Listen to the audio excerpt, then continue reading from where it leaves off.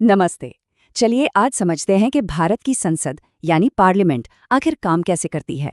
हम इसके दोनों सदनों राज्यसभा और लोकसभा को इतने आसान तरीके से समझेंगे कि सब कुछ एकदम साफ हो जाएगा। अच्छा, जब भी संसद की बात होती है तो सबसे बड़ी मुश्किल आती है इन आर्टिकल्स को याद रखने में। आर्टिकल 79, 80, 81 कौन सा किसके लिए है, ये एक पहेली जैसा लगता है ना। पर फिक्र की कोई बात नहीं, हमारे पास एक बहुत ही मजेदार ट्रिक है, एक छोटी सी कहानी जिससे ये तीनों आर्टिकल्स आपको हमेशा के लिए याद हो जाएंगे। तो कहानी कुछ यूं है।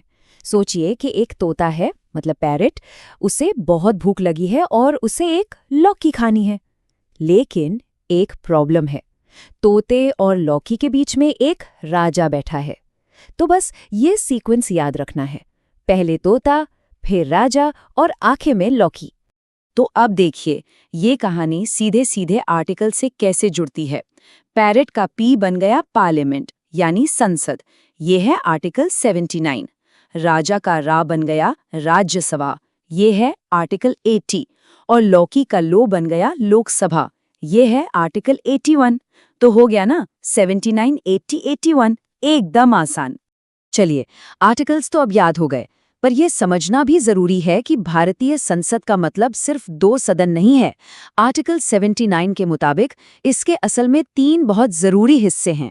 जी हाँ, भारतीय संसद राष्ट्रपति, राज्यसभा और लोकसभा इन तीनों से मिलकर बनती है। ये सिस्टम हमने ब्रिटिश संविधान से लिया है और ये तीनों मिलकर ही भारत की विधायिका यानी कानून बनाने वाली बॉडी को पूरा करते हैं। तो चलिए अब एक एक करके इन सदनों को करीब से देखते हैं। सबसे पहले बात करते हैं राज्यसभा की, जिसे राज्यों की परिषद या अपर हाउस भी कहा जाता है। राज्यसभा की जो सबसे खास बात है वो ये है कि ये एक स्थायी सदन है, मतलब ये एक परमानेंट बॉडी है। लोकसभा की तरह इसे कभी भी पूरी तरह से भंग नहीं किया जा सकता और इसी वजह से देश के शासन में एक तरह की स्थिरता बनी रहती है। संविधान के हिसाब से राज्यसभा में ज्यादा से ज्यादा 250 सदस्य हो सकते हैं। ये इसकी मैक्सिमम लिमिट है, ताकि भविष्य में जरूरत पड़ने पर इसे बढ़ाया जा सके। हालांकि अगर अभी की बात करें तो राज्यसभा में 245 सदस्य हैं, यानी ये मैक्सिमम लिमिट से थोड़ा कम है, जिससे भविष्य में और सदस्य जोड़ने की गुंजाइश बनी रहती है। और ये जो 245 सदस्य हैं, इनमें से 233 सदस्य तो राज्यों और केंद्र शासित प्रदेशों से चुनकर आते हैं। बाकी के जो 12 सदस्य हैं, उन्हें सीधे भारत के राष्ट्रपति मनोनीत करते हैं। ये वो लोग होते हैं जिन्होंने कला, साहित्य, विज्ञान या समाज सेवा जैसे क्षेत्रों में बहुत बड़ा योगदान दिया हो।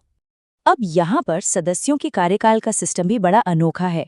हर सदस्य 6 साल के लिए चुना जाता है, लेकिन हर 2 साल में 1/3 सदस्य रिटायर हो जाते हैं। इससे सदन में अनुभव और नए विचार दोनों का बैलेंस बना रहता है। और एक मजेदार बात यह है कि भारत के उपराष्ट्रपति ही राज्यसभा के सभापति होते हैं।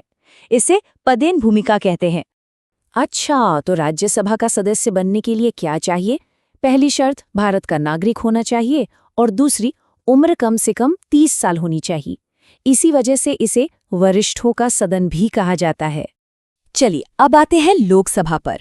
इसे लोगों का सदन या लोअर हाउस भी कहते हैं और इसका कामकाज राज्यसभा से काफी अलग है। लोकसभा सीधे सीधे भारत के लोगों की आवाज है। इसके सदस्य हर 5 साल में आम चुनाव के जरिए सीधे जनता द्वारा चुने जाते हैं और राज्यसभा के उलट इसे कार्यकाल पूरा होने पर या अगर सरकार अपना बहुमत खो दे तो भंग किया जा सकता है।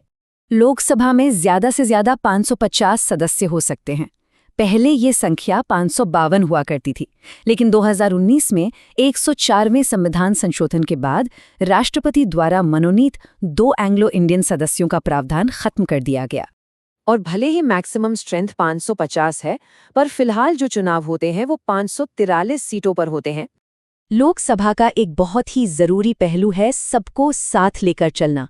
कुल चुनी हुई सीटों में से 84 सीटें अनुसूचित जातियों के लिए और 47 सीटें अनुसूचित जनजातियों के लिए आरक्षित हैं। ये इसलिए ताकि संसद में इन समुदायों का भी सही प्रतिनिधित्व हो सके। लोकसभा सदस्य बनने के लिए योग्यताएं लगभग राज्यसभा जैसी ही हैं, पर एक बड़ा फर्क है। यहाँ न्यूनतम आयु 30 की जगह 25 साल है। इससे युवा पीढ़ी को भी राष्ट्रीय राजनीति में आने का मौका मिलता है।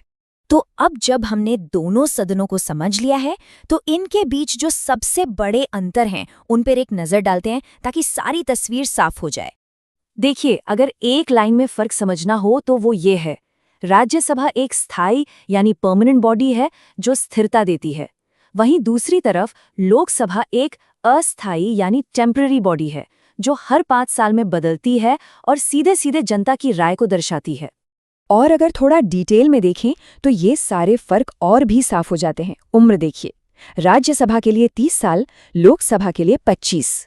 कार्यकाल भी अलग है, राज्यसभा में 6 साल का लंबा कार्यकाल, लोकसभा में 5 साल। चुनाव का तरीका बहुत बड़ा अंतर है, राज्यसभा में अप्रत्यक्ष चुनाव होता है और लोकसभा में प्रत्यक्ष। और आखिर में इनके अध्यक्ष भी अलग होते हैं, राज्यसभा में सभापति और लोकसभा में स्पीकर। और आखिर में एक सवाल पर सोचना बनता है, किसी भी लोकतंत्र को ठीक से चलाने के लिए इन दोनों तरह के सदनों की जरूरत क्यों पड़ती है?